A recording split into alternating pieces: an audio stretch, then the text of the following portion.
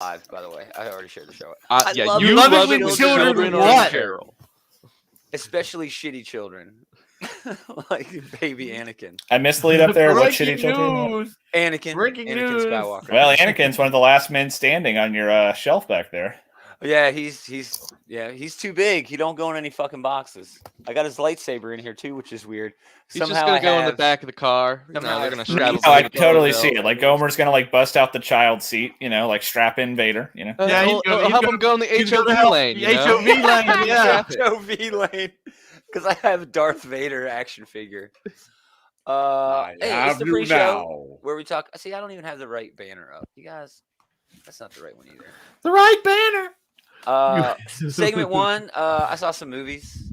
Oh no! I should add one here that I watched. Add in there. Yeah. Okay.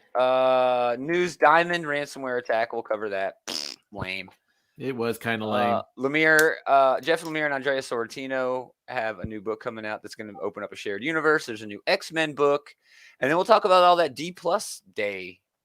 Yeah, I feel like D+ is the big news this week. And is it really though? Well, it's a lot of little newses like bundled together into one big news. We knew all that shit was coming except for the one cartoon. Well, the one cartoon is definitely gonna get a lot of nerd boners going. It is. It's really easy to fuck up. We'll talk about that. Food news is disgusting as usual.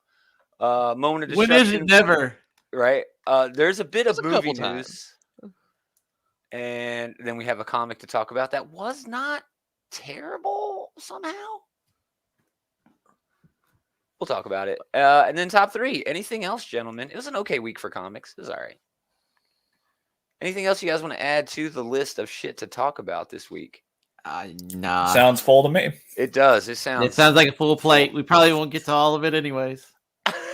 What? Has that ever happened where we didn't get to everything we were supposed to talk about?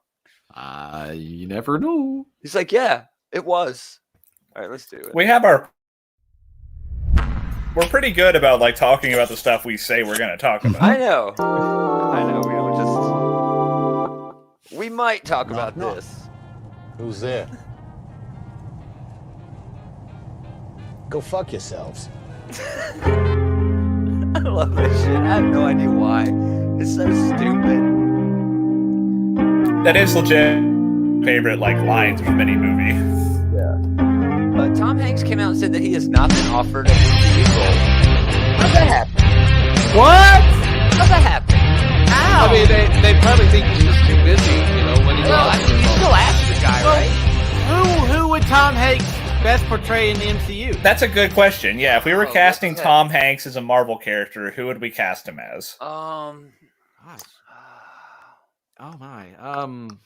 He can't already be a character, so that makes it a little bit more difficult. I think he would, if he was younger, he would make a good Mr. Fantastic.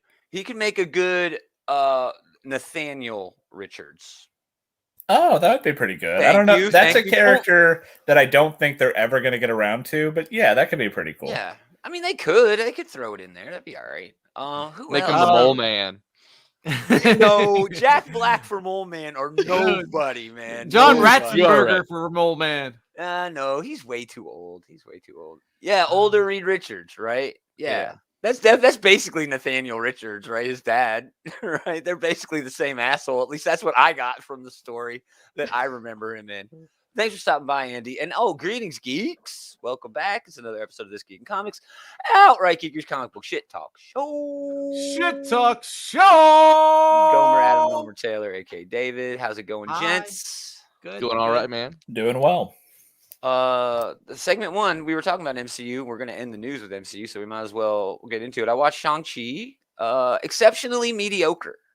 Some of the best fights in the franchise just because they worked in every single way. It was great. The fights were cool, tone-wise for the movie. They just worked. They were a little over the top, just enough, but overall just kind of a stinker, not really all that great. Oh, my dad. That's it. I mean, we were just talking about Nathaniel Richards. Every fucking MCU movie is, oh, my dad. It's fucking weird. Actually, this was one of the better family dynamics. I like that it had a bit more of an edge to it because, they are still a family and they do still have that positive connection, but it's just so fucked up by the time they get here. And I wholeheartedly disagree with you about this being a stinker. It's not a stinker. It's You're an pretty idiot, good. Gomer. That's fine. That's fine. But I did watch that. I also watched Jungle Cruise. Exactly what I expected. The Rock being The Rock. I mean, this is one of those things where, like, it lives up to its low expectations, you know? And I don't blame a movie for that, right? I mean, no. They weren't swinging for the fences on this one. They were just trying to make, an enjoyable little stupid thing, and they succeeded at making an enjoyable stupid thing. Yeah. It's a movie based off of a Disney ride, so So was Pirates of the Caribbean. Exactly, dude. That was the biggest shit in so the was world the Haunted for a while. Mansion. I guess, but okay, so this lands pretty squarely between Pirates of the Caribbean and Haunted Mansion in terms of like the Disney ride made movie pantheon, I suppose. Right? Yeah, it's the next pillar in the columns. I feel like Space Mountain is low hanging fruit. Why haven't they made that one yet? The Return to Space Mountain. It's too Star Warsy. I mean, what else are they going to do? Which they own. What do they care? I know. It feels weird. Why would they do They should just get the cast from Star Wars to be in Space Mountain. Yeah, I don't know. I also watched Red Notice, which is Ryan Reynolds, Gal Gadot, and The Rock, and it was okay. It's got a fun twist at the end, and what got a couple of twists at the end. You had a real rock heavy weekend. Well, it wasn't my choice. Those were the new movies that they put out. I didn't. What else? What did you guys do this week? Anything worth mentioning? Nothing exciting. Really, Dave? Yeah, nothing exciting. You talk about unexciting shit on this show all the time. Yeah, well, there was nothing to really talk about this time. It's actually been a very boring week. That's good, right? Yeah. No new show next week because I'm supposed to be moving. So no new show either way, because either I will be moving or I'll be so depressed because I didn't move that I won't want to do a fucking show any fucking way. Because this whole thing has been a shitty fiasco with just so shitty much people. nonsense. I mean, even in the best of circumstances, moving is always a huge pain in the ass. It's a huge pain in the ass. Where the fuck am I going to put Darth Vader? I suspect you'll have a flat surface to situate him on somewhere in the new place. Just throw him in the truck when everything else is fuck it. All right, let's do news.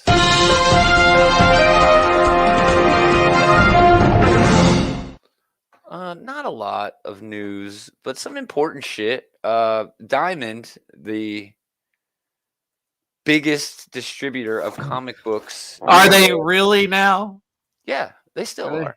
Okay. They do still distribute most of the publishers, but DC. It's just not DC's the only one they don't. Yeah, I mean they do still distribute Marvel. It's just at wholesale. Yeah, at wholesale. Anyway, they got hit by a ransomware attack. If you don't know what that is, it's when hackers take over your computer systems and stop you from using them while charging you a ransom to get access back. They did not pay that ransom. They got a company in. They went to backups. They got another server or something. So this attack started on November 5th and lasted until the 11th, which is just fucking weird to me. This is going to cause some major shipping disruptions when it comes to getting comics. Check with your comic book shop. But, yeah. I like the supply chain problems, weren't already fucking them over enough. Right. Now they get this bullshit. Yeah. Comeback will be bigger. Yeah. Bigger fucking mess. Diamond. Yep. This is just going to hurt, at the very end. It's going to hurt the shops because, I mean, these books are going to get delayed. That's right. People aren't going to be able to get their shit. People aren't going to be happy all the way around. I mean, it's going to be a lot of really sparse weeks for comic shops when they just don't have the stuff on the shelves, Like, exactly. Even their loyal customers can't buy nothing, It's fucking sucks. Kind of does. This is an infrastructure problem. People want to talk about infrastructure being roads and things like that somehow because, I don't know, they're living in the 1960s still. But no, internet security, educating security personnel and training them so that they can get jobs where this shit doesn't happen. Hiring those people at these places because everybody is so dependent on their networks, their information networks. That's all part of infrastructure. So this shit's just going to keep on happening, and it sucks. It's terrible. So things are shipping. FOC for last week was not impacted from what I heard, but delays are coming. There are no specifics, but hopefully we'll have them if they rear their ugly heads later. I mean, this is on top of the shit we talked about with Diamond having problems with supply chain overall. Marvel, DC, Image Comics all making adjustments to their schedule with printing problems, getting paper and ink into the presses, shipping those books around the country. So, yeah, not great. Not great. Unless you read digital, then everything's good for you. Moving on. Until that infrastructure falls apart. Yeah, until you're ransomware attacked. Yeah, right. No, they don't want me. I got nothing, and I'm not paying them. Here's a good one. Jeff Lemire and Andrea Sorrentino have a new series coming out called Mythos. The Bone Orchard. Damn it, Gomer, it's Mythos. The Bone Orchard. All right. This is like you see it right there, The Passageway. That's the first book in the series. It's going to be a trade coming out in June of 22. And it's an anthology. Interesting. Yeah, and it's an anthology like in the same universe, in a whole new universe. And there's going to just be telling a bunch of fucking horror shit. And these two creators are masters of that genre. Oh yeah. I mean, shit. Gideon Falls was the best thing on shelves when it was coming out, man. Sorrentino is pretty much like tied to a whole bunch of like the horror Archie comics, right? I don't know about that. I know Francavilla is did all the covers for those. They're not even doing those anymore, which is I know, stupid but they were pretty cool at the time, and they did. Yeah, they were great. They were good horror elements to them. Yeah. So look for this. The Bone Orchard Mythos that will feature standalone but interconnected stories told across a variety of different formats. Image is going to be the publisher. Like we said, the Passageway, standalone OGN that follows a geologist who travels to an isolated lighthouse to look into a strange phenomenon. That's the only info we have. So there you go. I noticed that this is stretching out pretty far into the future here. The first one's in June, and the last one's all the way out in 2023. Yeah. Next up will be 10,000 Black Feathers, a miniseries that's going to launch in 2022. And then another graphic novel called Tenement in 2023. The quote from Lemire: "We are planning a vast mythology of horror stories that will last for years to come." So there you go. Right.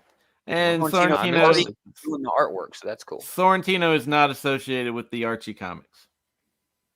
No, are you saying that as a question, or I'm saying that as a definitive answer? Oh, you looked it up. You looked it up. Awesome. He answered his own question. That's good, David, man. doing that fact checking that he's doing his own fact checking, we depend on here, his own mistakes. So yeah, I'm all in on that. Sounds great. Yeah, two of the best creators in the business. Jeff Lemire accidentally created a shared universe when he was doing Black Hammer, and it's a huge hit now. It's a huge success. So yeah, why wouldn't he? Yeah, so far it's only got one bad book. Yeah, The Unbelievable Unteens, and I haven't even finished that. You know, well, if I go back, I statistically, you always got to get a bad book eventually, right? If you do enough of them. But yeah, this looks rad as hell. June's a while off yet, but yeah, I'm looking forward to it already. Yeah, it'll be here before you know it. Before you know it. Next bit of news: a new X-Men comic announced at Marvel. Teenie Howard, Francesco Mabili, Lionel Francis. Yeah, we got that sore loser X-Men team coming up here. Dude, that's literally what I have in my notes. Strong Guy, Forge, Tempo, Boom Boom, Marrow, Armor, Cannonball, Sunspot, Banshee. I love me more Strong Guy. You know, I'm always down for more. All these guys are awesome, dude. Yeah, fucking Armor is awesome. Armor is who I voted for, and yeah, these are like okay. Some of these guys are like D-listers, you know, like you got your Marrow, you got Boom Boom is not Boom one Boom ain't D. Come on, man. Who the fuck cares about Boom Boom? I don't. Stop lying to yourself, Gomer. But anyway, but no, this should be a pretty cool lineup, and I don't know what like their hook is going to be, other than like these are all the guys who didn't win the election. But that's it. That's the hook. But like the in-universe hook, is that just going to be like they're at like a consolation group where it's like, hey guys, we'll do things X-Men won't do. Yeah. Shh, we're secret. It's a one-shot written by Excalibur and Tennis Sword scribe Teenie Howard and drawn by Daredevil artist Francesco Mobili. It'll bring all 9 of these mutants together for a secret mission to the stars. Oh, I'm glad it's a one shot. I It's an don't really X-Men have Suicide room for Squad. another book. And they're canceling a lot of them, so I'd be okay if it was, but not with this team. No, not with the This cast team, off. and honestly, not with Teenie Howard writing it. She is sure. probably Yeah, she's not one wrong. of my lesser favorite X writers. So when the Shi'ar Empire faces an unexpected threat, they must call upon the X-Men. Team co-captains Sunspot and Cannonball will lead Marrow, Tempo, Forge, Banshee, Strong Guy, Armor, and Boom Boom on a dangerous mission to save a figure of paramount importance, the daughter of Professor X and Empress of the Shi'ar, Zandra. So that's what I'm thinking the hook is going to be. Like, they learn about this. It's saving X is Princess Ryan. Yeah, Professor X is like, I want to save my daughter, but because of politics, I can't really send an official team. So I know I'll these send all you motherfuckers. I mean, losers. Cannonball and Sunspot are already hanging out on Chandalar anyway, so Right. pretty easy in for them. Yeah.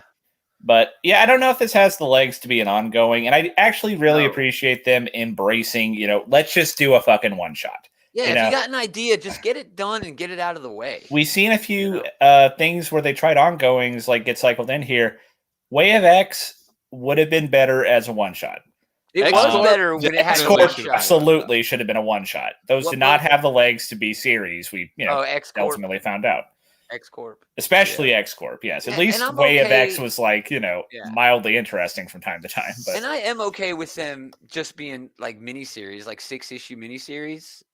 Anything but fucking all the books being ongoings. Mhm. Just, you don't have to do that. You don't have to go on and on and on and on with it. But so yeah, that'll be fun.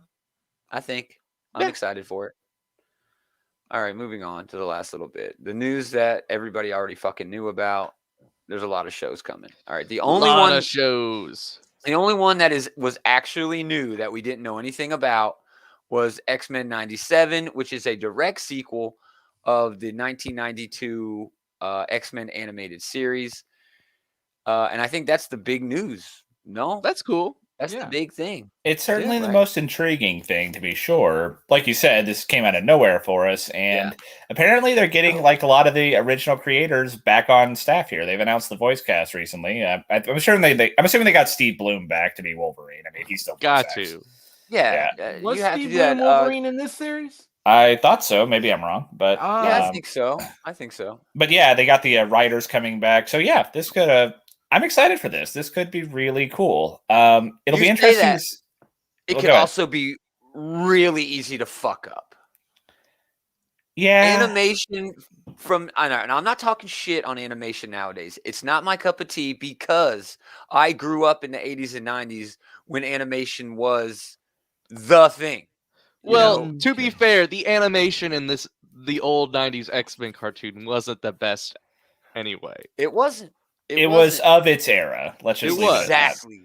Who are they making this for? They're not making this for a new audience. They're making this for an audience that already exists and was already wanting to watch that old shit. So it'd be real easy to fuck up. Okay. True enough, but I looked it up. Oh, you looked it up? The All right. 92, the voice actor for the 92 series was not Steve Bloom. It was a guy named Cal Dodd. Cal, good old Cal. They switched Dodd. voice actors between seasons. Yeah, so it's Well, always Steve not him. Bloom did voice Wolverine, but in a later series. I think like Wolverine and Oh. the X-Men or something That's a like good that. show too. I love that. I will double check I really here. like that show. But yeah, a lot of good shit. They did show teasers, not trailers, teasers for Moon Knight and She-Hulk, right? Moon Knight, Yep. She-Hulk, and Miss Marvel. They had a Miss Oh, and Marvel Miss Marvel. video. I didn't They see Miss did. Marvel. They had I didn't see the Miss Marvel one. Yeah, Yeah, it's pretty good. they Yeah. also showed old grizzled Nick Fury for the Secret Invasion show. Yeah, they Yeah, showed that. saw that picture. So really, it's a lot of hype, and really, that's what we thought this was Well, going that's to what be. Marvel always is, man. Yeah, That's their it's- game. Yeah. Yeah, I mean, they're getting the hype train rolling, and yeah, they succeeded. I am excited about all these things. Well, some less than others. Like, I don't really care about Marvel Zombies, to be honest, but I'll check it out, Exactly. The Moon Knight. I mean, fucking A, it's gonna be dope. That's gonna be so. That sick. I'm really excited That's gonna about. be sick. That and She-Hulk are probably the yeah. ones I'm most excited about because She-Hulk looks dope. Yeah, they Miss have Marvel, great casts. That looks really cool too.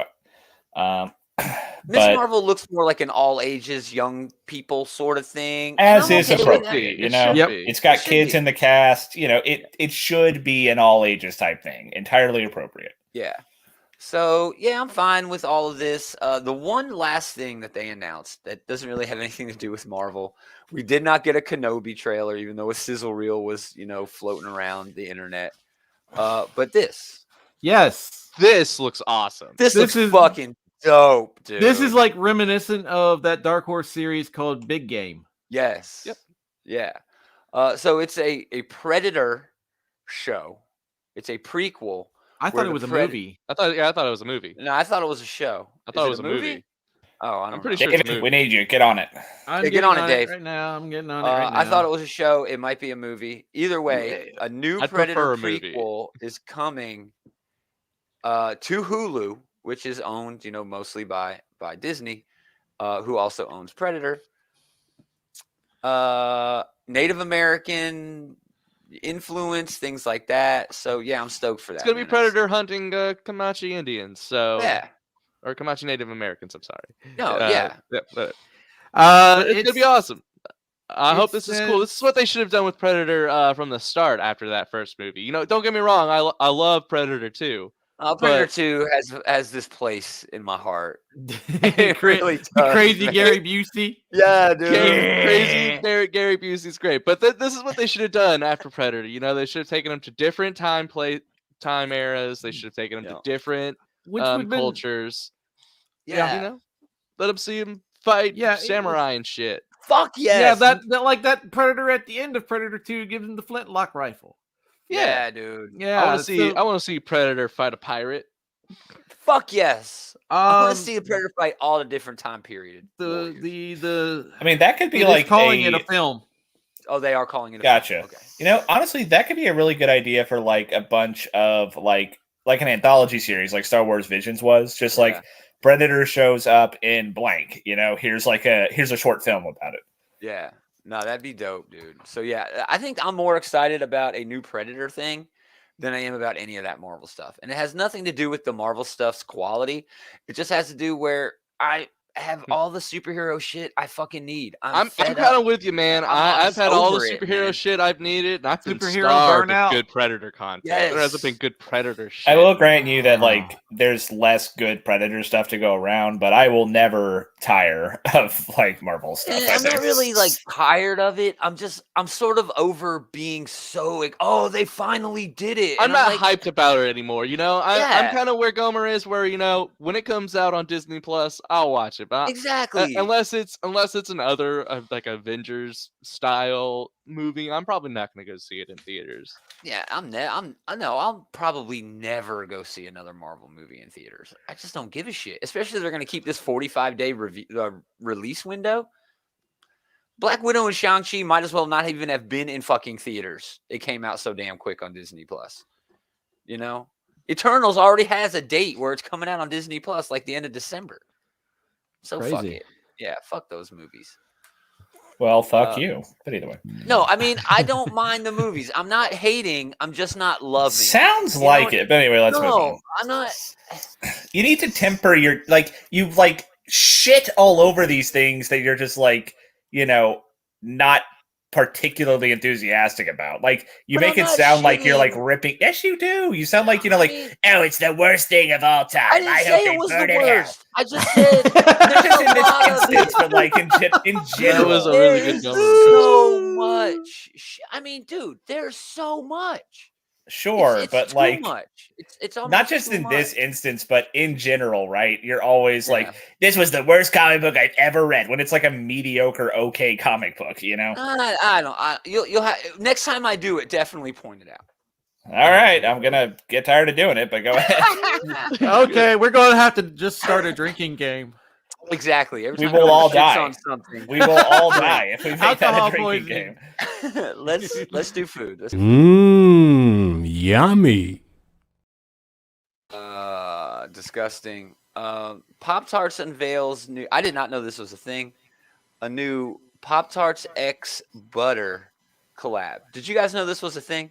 No, I don't even think about putting butter on Pop-Tarts in the first place. That's a thing, dude. I did not know you could put butter on Okay. Pop-Tarts. I knew like compound butters and stuff, but hey. All right, do you know that I never thought about buttering up my chocolate Pop-Tart. No one ever has. At least I did not know. But obviously it is a thing. It sounds fucking gross. Okay. I mean, I guess. I mean, like, all this, like, Pop-Tarts are like confectionaries, you know? Like, I don't think of, like, putting butter on those types of things. I mean, I get it. Like if I have, like, banana bread, I'll put butter on banana bread. I'll put some country crock on banana bread. You put banana on banana bread? Yeah. Well, you don't put country crock on banana bread? You don't put butter or anything? No. Or you just eating it just plain? I feel like you can put butter on, like, any kind of bread. Like, regardless. You can put butter on any kind of bread, but that doesn't sound very appetizing, banana bread with butter. It's not bad with butter. Anyway, there's this new collaboration between Pop-Tarts and an Atlanta-based small batch butter maker, which, again, you're making money making small batch butter in Atlanta? Awesome. What the fuck am I doing with my life? That sounds like the best job ever. What do? I make fucking butter. Anyway. Now you're getting bankrolled by Pop-Tarts. I mean, I know. Well done, my man. Each Pop-Tarts X Butter kit includes 3 iconic flavors.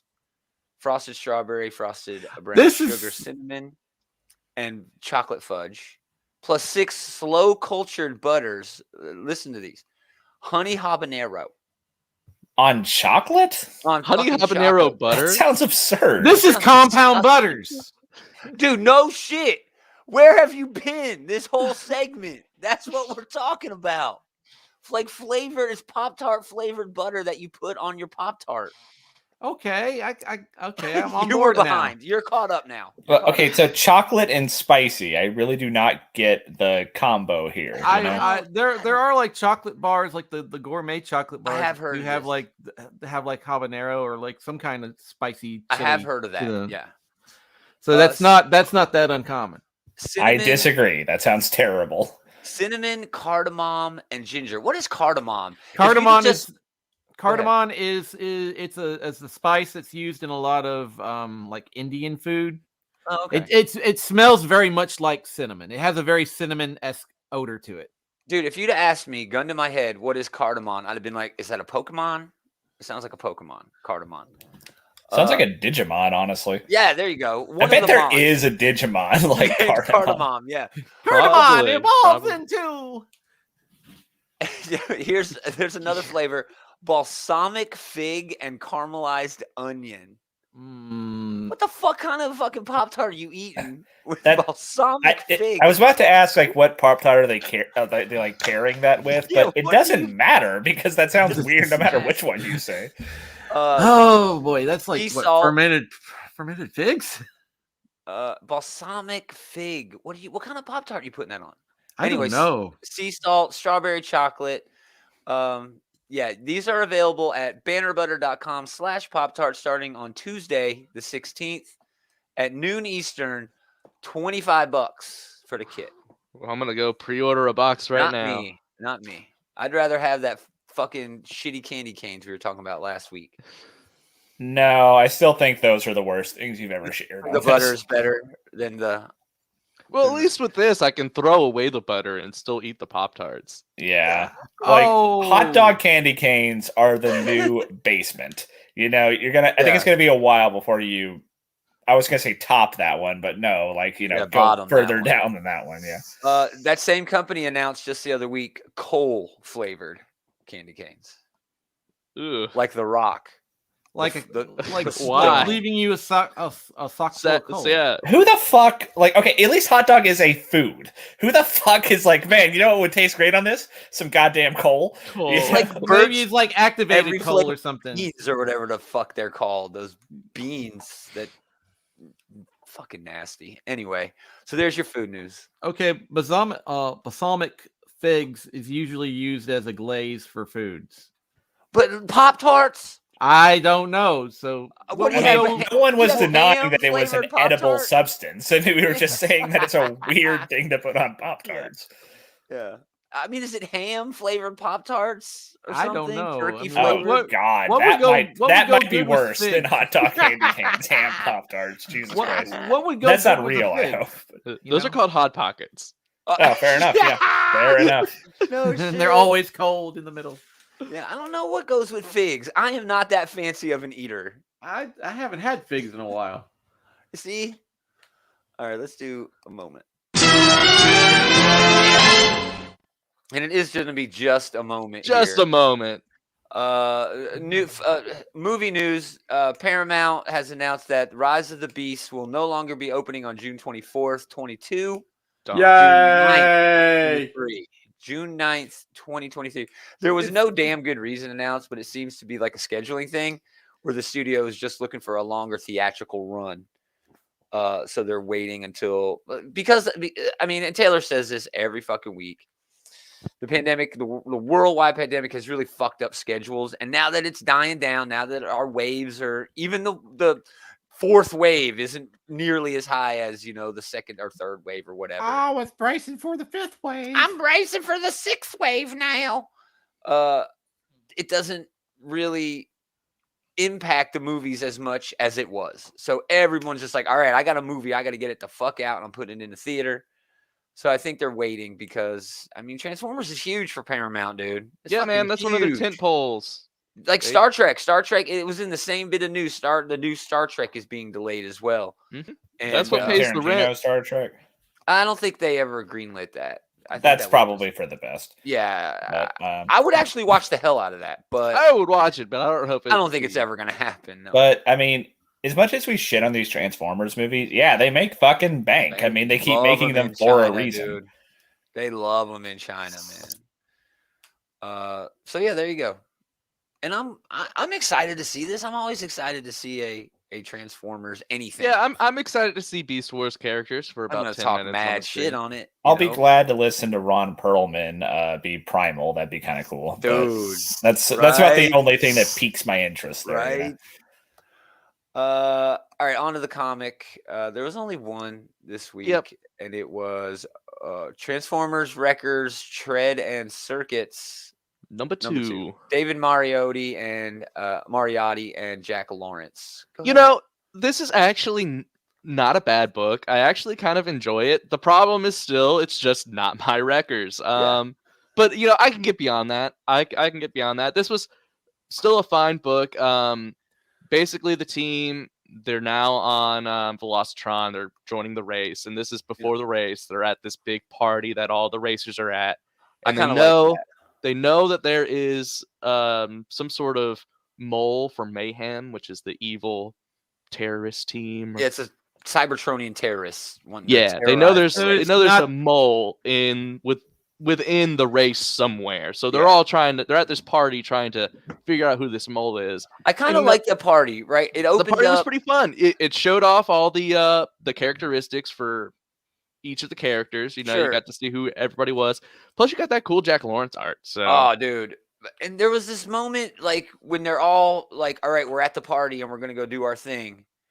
Where they're all like, all right, party time. You're like, oh, these fucking losers aren't going to do any actual work. Well, yeah, so it's really cool. Do the work. It's really cool because it starts off, you're like, yeah, these guys are just jerking off. Because one guy's playing a video game trying to get a high score. One guy's just like getting drunk at the bar. Dancing is going on. Yeah. But no, they're actually in there gathering intel because they meet back at the table and they all share everything that they saw. It was really well done. Even the fight that Thunderclash had with Ilarion was planned to get the security guy to come over so they could be introduced to the head of security. Yeah.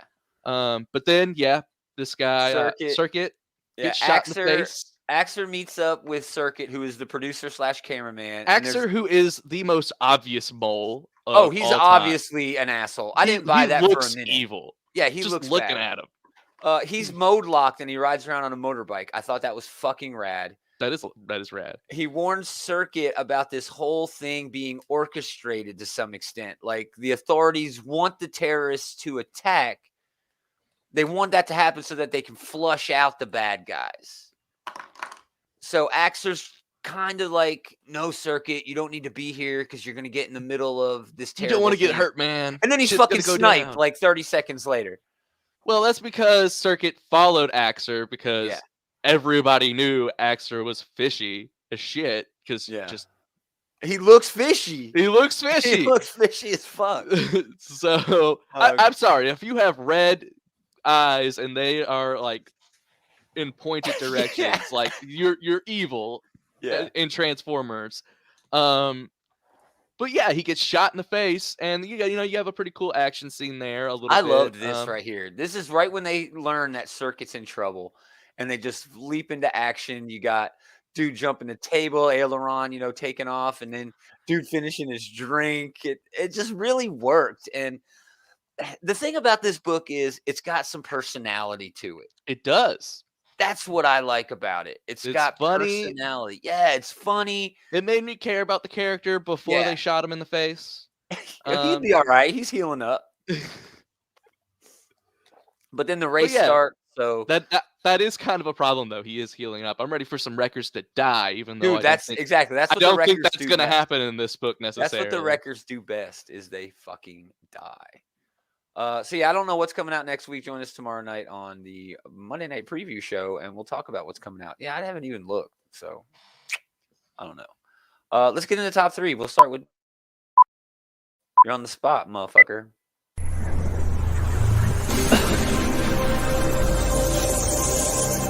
Who's on the spot? Dave. Okay. Do you guys want me to predict Dave's 3 books? No, I won't. Go ahead. Go Even though ahead. I probably could. Go ahead. Try. No, go ahead. Go ahead, man. Go ahead. Try. 6 Sidekicks is on there. What's the furthest place from here is on there. Yeah, that third one, I could go a few different ways, but I won't ruin it, man. Go ahead. All right. Well, That's a pretty disarming way to kind of puss out on the prediction there. I don't want to ruin it. I totally know what it is. Okay. Well, he's right about the honorable mention. Uh-huh. It's what's the furthest place from here? It was pretty cool. It's pretty wasn't cool. bad. It takes it's broken. It's by Rosenberg, so it's Yeah. good, and he's always good at doing these teen drama kind of books. Yeah. 4 kids walk into a bank, Which is being fucking the rad. It's best so good. example of that. Yeah. I feel the story's a little disjointed, but I'm wanting to see where it goes. And apparently, it is some kind of apocalypse where adults have died. All the adults die. Yeah, So it's just a bunch of kids. It's they're doing very, kid shit in charge of the planet. It's terrible. Yeah. They're It's, just doing a bad job. Yeah, it's Lord of the Flies. Yeah, it does have a lot of Lord of the Flies. There's a very Lord of the Flies shows up like in pig masks, and I'm like, man, that's I don't know. Anyway, yeah. All right, number 3. Unless you had another number- honorable. I don't have any honorable mentions. In my number 3 was also on Gomer's list. It was 6 Sidekicks of Trigger Keaton. I knew it. Oh, this one wraps up I the mean, first. to be fair, we were calling most of these on the preview show. We last week. did. We did say, oh yeah, that's the one Dave's gonna like. But oh my gosh, this thing pretty much ended up being they confront the guy who kills Trigger Keaton, and and the reason why they killed Trigger Keaton was a business decision because he was costing the studio too much money in insurance. Nice. He mistreats so many people. Nice. But the That sidekick figures. but it led to like this crazy fight with the Samoans, and it was just knockout drag out fun read. And when the guy was just like, you've got me, nobody will believe you because I'm rich and powerful. Even if you send me to jail, I'll mess up your life behind bars. He's like, so let's just, but the reason why Trigger is dead is because he was costing us too much money in insurance payments. And we had 5 more years of the contract. That's weird. That's And weird. This book's weird. I mean, and the guy literally reaches into the drawer to get the paperwork to show these people this, and somebody shoots him. So now there's been another murder. No, the guy's not dead. He's just Okay, like he's like, you shot me. I wasn't going to get a gun. It was just like, and at the end of it, the guy's like, let's come to it. Let's make a deal. I'll put you guys all on a show Oh, At the end that of it, fucking Hollywood producer. it's like the studio head, the president. He's like, I'll put you guys all in a show. Let's just come to a deal.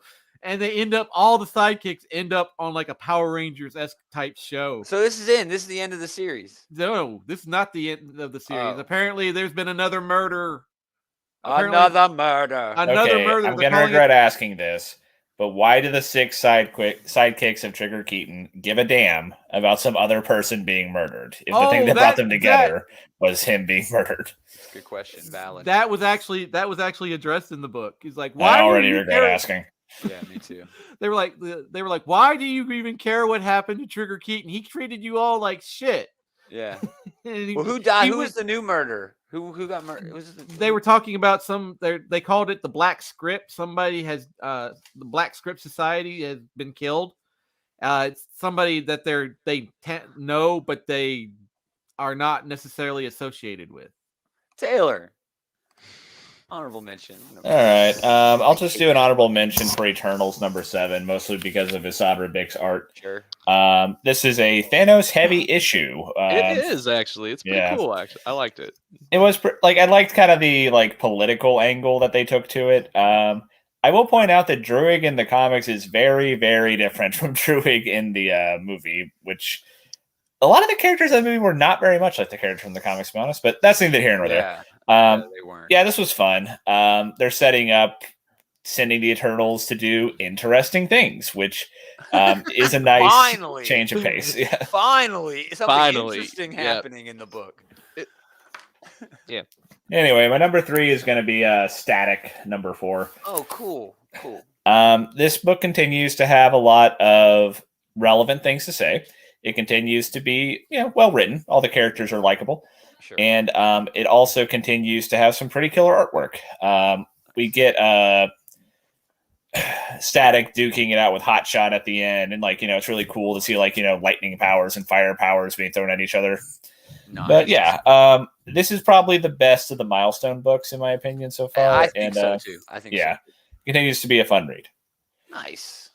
Excellent choice. I have an honorable mention. Will probably be mentioned again. Hellions #17. Just fun as fuck. Just so stupid and fucking fun. I loved it. But the story, not the story being, what it is. It was just okay. But Batman and Robin #1 is my #3 pick. Lemire, Dustin Nguyen. The story here again, just okay. This is my #2. Yeah, you're right. The story, it's well written. I like. It is. I like the dynamics that Robin and Batman and Alfred they all have. But it's not anything that I haven't read before necessarily. But the art is killer. Oh my god, the art is just amazing, dude. Some of this shit felt like Charles in Charge shit. Like, you read my diary, and I'm like, oh, really? That's what we're worried about here? Reading fucking. This was Robin's actually my diary? #1 mostly because of the artwork, but I actually did like the way that they handled that, right? Like Robin is pointing out, this is the only thing that's still mine, and I can't even have that. Have nothing. Yeah. Now, you live with fucking Batman. This is a He's good not example gonna let you of have a secret. a good writer coming around after the fact and adding weight and gravitas to what originally was a stupid hokey premise from back in the 1940s, right? Yeah. That Batman, this guy who's going to wage war against supervillains and criminals and shit. You know what? You know who I could use backing me up? A 12-year-old kid. He agrees with him with the Robin costume. I just think that's dumb too. The Robin costume is stupid. Man, Batman Yeah. is such a Right, bad Brad? dad throughout this whole issue. Dude. He is the worst. He's just the worst. He's Well, the he even talks worst. about him not being a kid. This leans full into the whole "you need to be a child soldier" thing. I was getting some Frank Miller vibes from that, although not Yes. quite full Frank Miller Batman psychotic, but edging close to it, Yes. Yeah. So still though, Jesus Christ, Dustin Nguyen's art is just Oh, it's beautiful. Yeah, that was Oh my definitely the God. tiebreaker so for me for my good. rankings here. I also like Yeah. Killer Croc showing up in it too. Yeah, I Killer didn't mind Croc, and Killer Croc. I think that Killer Croc's design by Nugent here is probably my favorite design from the book. Oh yeah, yeah. So that's my #3, Adam. Honorable mentions. Yeah, Eternals #7. Like Taylor said. Cool. Sod Rubik's art is awesome, and then Thanos gets a moment in here where he gets to do cool Thanos stuff, so you remember why you actually like him. It's about time. Yeah, right. And then other honorable mention, Excalibur 25. It's all right. It's all right. Excalibur's, I think it's been in an upswing lately. I think it's been getting better. I wanted this. There was like this big epic otherworld, like civil war almost. I thought. Yeah, and they kind of ran away from it in this issue. Yeah, they kind of ran away from it, dude. And then they're like teasing the next issue, Saturnine, how she took over from Merlin. Man, I don't give a. I wanted to see this fight, not the last fight. I don't know, but it was still solid. Still solid. Yeah, it was. But my number 3 is Hellions #17. This still continues to be one of my favorites. Man, this book just had. It's so dumb, like you said. It is, but it still manages to pack so much heart into it. This one is. It's about Orphan Maker. Going and trying to get his little brother back, the little mutant AI.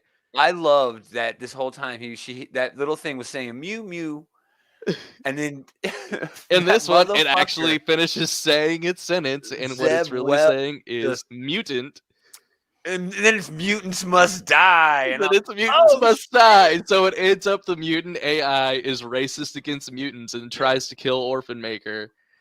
Kills Nanny. Kills Nanny. And that's why Orphan Maker goes fucking apeshit. Yeah, Orphan Maker snaps, and he goes and he starts killing everybody in the space, and then he goes outside, and those two people right there are like park rangers or something. Yeah, they're not even mutant hating motherfuckers. They're just two guys who pulled up, and Orphan Maker killed them. So that's gonna be a big deal. Yeah, they're gonna put him in the hole. They're gonna have to put him in the hole. They have to. Yeah, I don't know how the fuck they're gonna get out of this one, but this scene to me is what made it good, because the whole team was like we've got to get to him before he fucks up and murders these people. I also like the scene where the team kind of got back together. Yeah. Where they're like, yeah, we still kind of hate each other, but we're still kind of a family, and we still kind of have to take care of each other when we go do stupid shit like this. Except for Empath, he can go fuck himself. Nah, I still like Empath. I still like Empath in the last issue or two. But yeah, he's still an asshole. But yeah, everybody's an asshole on this team. That's what makes it so fun. Yeah. Awesome. Excellent choice. Big D. Alrighty. Number 2. My number 2 pick is a book called Out from AWA. Cool. Out number 2. Out number 2. Yeah. On AWA. This is like a Nazi vampire. Or something like that. Code talkers and stuff. The Great Escape meets Strain.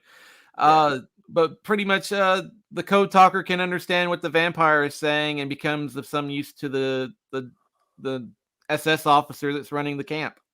Yeah.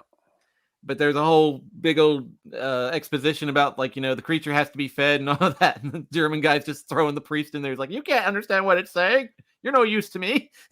Oh wow! And then like those wacky Nazis. Those wacky Nazis.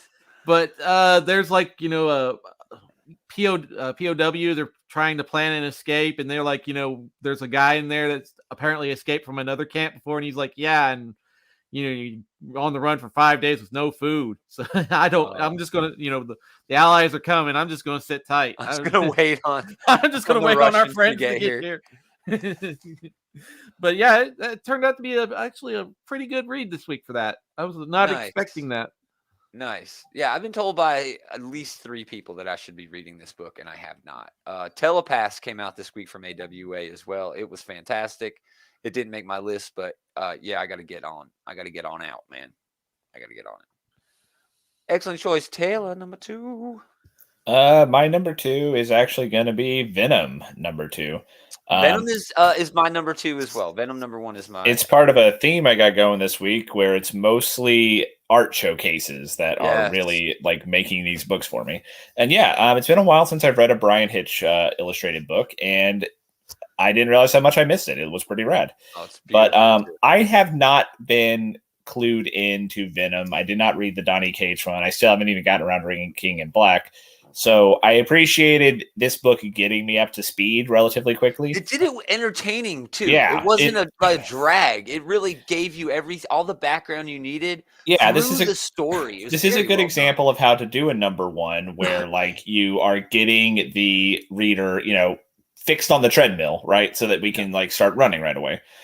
And yeah, I like the dynamic that they're setting up between Dylan and Eddie. I like the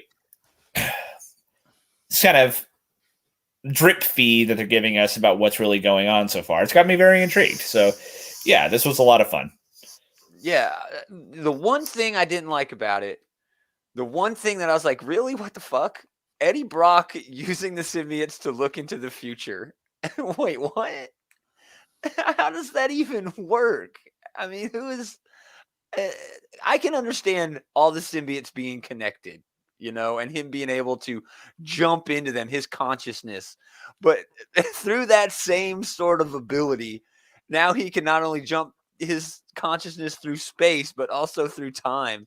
I was like, really? That's I knew going into this book, man. like, I am of the opinion, kind of like you here, where they have added all sorts of retroactive bullshit to the symbiotes and how they work. So I was going in prepared to be like, okay, what like extra bit of lore are they going to add to the fucking symbiotes? And apparently that was it. Yeah. Just before this scene, right? Dylan's walking around and he doesn't have Venom, even though he is Venom, right? He is the character Venom, but he doesn't have his Venom symbiote, the symbiote. Eddie's other, is what they ended up calling it at the end of Donny Cates' run. But the symbiote fucking shows up and like wearing like a hoodie and a baseball hat, like he's all just fucking disguised. Just the symbiote. I mean, it was fucking hilarious. I literally like laughed out loud. I was like, is that the fucking Venom symbiote just undercover stalking Dylan, waiting until Dylan needs a hand? But whatever. It's a good continuation of the last run. It's pulling in all of those elements that Donny Cates sort of set up. And it's cool because Donny Cates took everything from Bendis, that all that Venom playing into the symbiote shit. He totally did. So yeah, this was solid. I like it. I will also give it credit because like angsty teenagers are hard to get right. And this one did a fairly good job with it. Yeah, I think normally so too. they are insufferable to read, but they did pretty well with it here. I like fucking Dylan Brock, dude. I think he's a fucking cool character. Growing up in the shadow of Eddie Brock, who is like just this, he's sort of like a despicable hero. You don't want to like. Yeah, I mean, like even before all the Venom stuff, right? His whole origin story is that he was a disgraced reporter. He's just a despicable guy. Yeah, like this huge loser for a dad, right? Who also then turned into like a serial killer. But now he's like, fucking like alien god guy. So he is. I like the big bad that they introduced. I don't know if I'm anxious to see it, but it is compelling. It's interesting. And I love Sleeper the Cat. I'm a sucker for that stupid fucking Sleeper Cat. I don't know why. It's cool that that was one of those things where like I have not been reading it, so like who the fuck is this cat? But it's like Sleeper. it didn't bother me. It's Sleeper. It's like another symbiote, and it's until you said the name just now, I didn't know its name because I don't think they said it anywhere in the comics. They may not have, but I think it's cool that Dylan's got his own little symbiote familiar, like hanging out with him. I think that's cool. But anyway, that's what Venom is supposed to be. It's supposed to be cool and big, and this is definitely big, man. And yeah, it's cool. So yeah, that was my number 2 too, Taylor. Good choice, Adam. Number 2. My number 2 was Robin and Batman. Nice. Yep. We already talked about it. Talked about it. Cool art. Amazing art, dude. Dustin Nguyen is just amazing. And that leads us to our number 1 picks, aka David. All right. My number 1 pick for this week is A Righteous Thirst for Vengeance number 2. Oh, did I miss this fucking book? You must have. It may have. Man. Now it's still in my pull box, so I didn't read it. But yeah, you did miss it. Oh shit. The first issue was kind of just basically storytelling through the artwork. This one we kind of get a little more of that, but we finally are getting names of people and some conversations going on. My favorite character introduced in this book is a detective who basically exercises so much that he will jog to the crime scene. Oh my So gosh. the that murder, sounds so stupid. the murder from the previous issues. The detectives are there, and they're like, the coroner's like, "Yep, this is. I'll finish up here if you guys are done." And then the detective comes like jogging in. He's like, "I just beat my time." Oh my gosh. It was really. I'm gonna have to go back and read this. I have a But copy. but it's I kind didn't of realize it came out. but it's kind of a building on maybe that there's this dark web that people can access through like these USBs, like have like a operating system on a USB. They hook it up to a computer, and they can. Yeah. It's like assassins can bid for jobs. Oh, fun. That's cool. That's a cool. So angle. our guy from the first book is an assassin, and the guy that he ran into in the grocery store might have been an assassin that were working on the same job. Or maybe they set him up. That it is possible, but in this one, he takes a job and he ends up encountering another guy who's taking the same job. Oh, so you thinking that happened in the first issue? I'm thinking that happened in the first issue, but Makes this sense. issue ends up with both of these guys entering the apartment of their intended victim, and It ends there. It ends there. Yes, I'm gonna have to go and read this. Damn it! But it's still a lot of good storytelling through art, but there's a lot more conversations happening in this that start building this very interesting world. Yeah, it's Rick Remender. Who's doing the art on there again? Andre Lima Aurelio, Okay, I believe. I'm Yeah. not sure how to pronounce that. No, you did fine. You did better than I would have done. Excellent choice. Yeah, I gotta go back and read that fucking book. Taylor, I think you already said your number one. Yeah, mine was Robin and Batman. But I want to point out real quick, this is like the first weekend forever, I think, where you didn't shit all over something David picked. No, I shit all over the six sidekicks. But even then, like, you know, not by your standards. Well, you called me out at the beginning of the show. I'm off my guard. I'm off my game now. My number one book this week, fairly easy pick for me, May's book number 3. This is ramping up to be one of Jeff Lemire's best books ever. It's so that is very high praise. Good. It's so fucking good. I don't have any interior because literally I could have pulled every single fucking page because every page is just gorgeous. This book is all about a guy who lost his daughter years ago, ruined his life. The first issue has him just going through the motions. It really paints how this guy is feeling. The second issue really gives you some background into how things are going to progress moving forward. And then in this issue, everything fucking moves forward, right? He finds a maze. He puts the beginning of the maze, right, that he has at his front door to his apartment on a map. And he looks and he turns it, and the solution, the center of the maze, is the fucking children's hospital where his daughter died. And you're just like, oh shit. And then it just goes on and on like that. Eventually he gets to a dead end and is sort of sucked in through a portal where a dog starts talking to him. And I know that just sounds ridiculous. It sounds awesome. It sounds Jeff But Lemire. it's so it is very Jeff Lemire. It is. This is quintessential Jeff Lemire. It's depressing and it's compelling, and I just love it. I can't get enough of it. I can't get enough of this book. May's book number 3. He's drawing it as well as writing it, right? Yeah, he's doing the art too. And that's what I mean by best Jeff Lemire stuff. I mean him doing writing and the art. My favorite Jeff Lemire book is Underwater Welder, where he did the writing and the art, and this is ramping up to be better than that. So we'll see. So good. Adam, you're number 1. I'm number 1. You guys know me. It's a week the Joker came out, so that's my number 1. That's my number 1. Joker number 9. Usually it's not number 1 though. This must have been an extra good issue. Do what? Sorry, it's usually not like you always like have it in your top 3 honorable mention. I can't remember the last time it was number 1 though. Yeah.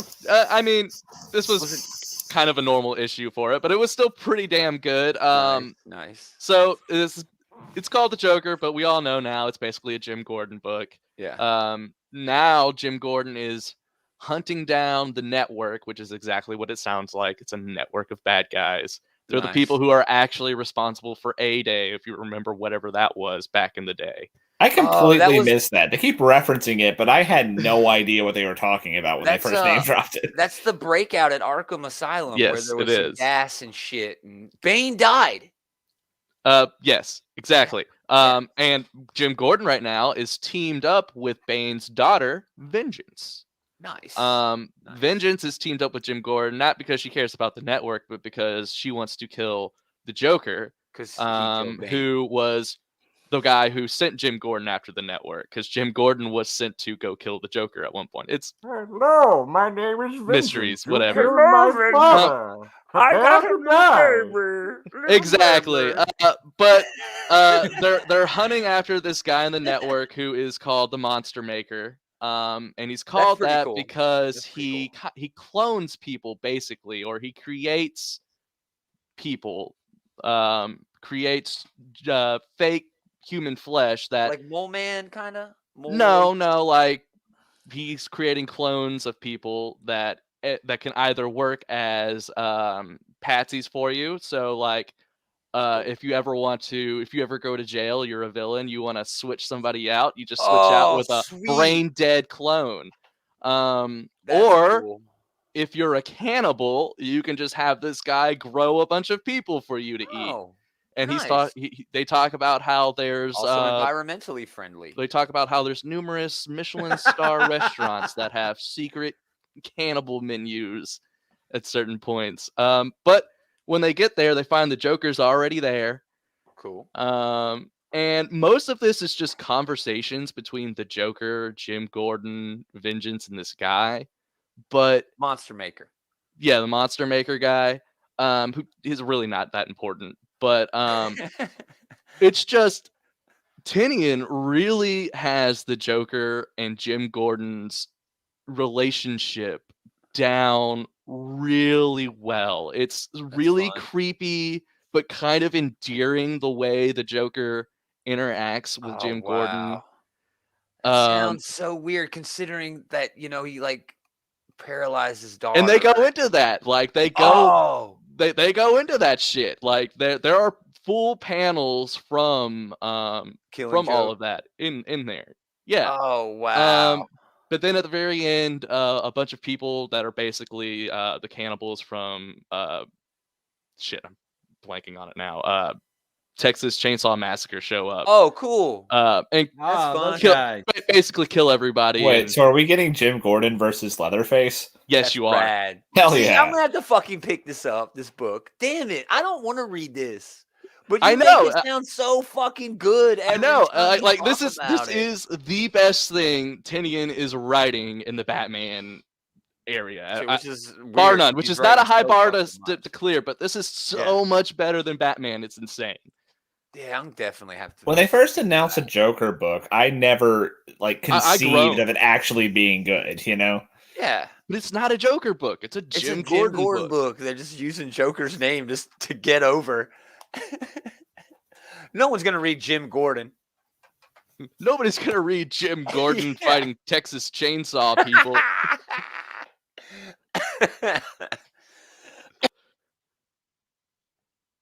I just killed Gomer. Just about killed Gomer.